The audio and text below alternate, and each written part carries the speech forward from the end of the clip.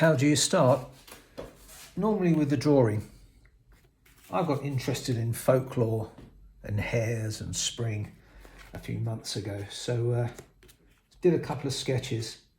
I thought this might make a good carving, so I made a template just out of card, got myself some Portland stone, draw around the card, then working from the outside, basically you cut round the shape, gradually work your way in using a range of chisels. Anyway, I had this exhibited a couple of times, but lots of people liked it, no one bought it. And I thought it needs something else. So I decided to start to relief carve a sort of flower daisy spring idea, which is where we are now.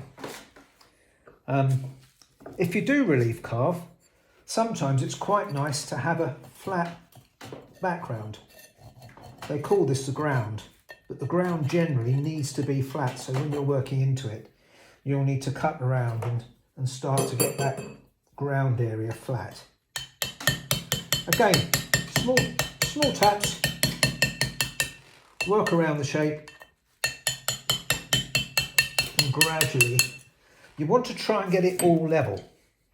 You can see I've still got some drawn marks on there. So next thing to do is to clean it up a bit, just see where we are. I've probably been working on that 2 hours.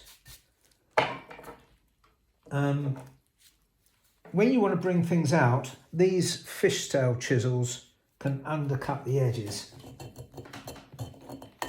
And a little bit of undercutting, just going slightly more deeply under the edge, brings out the shape and makes the carving stand out. And that's really what I'm doing now. I'm going round, I've got to work on these petals a bit.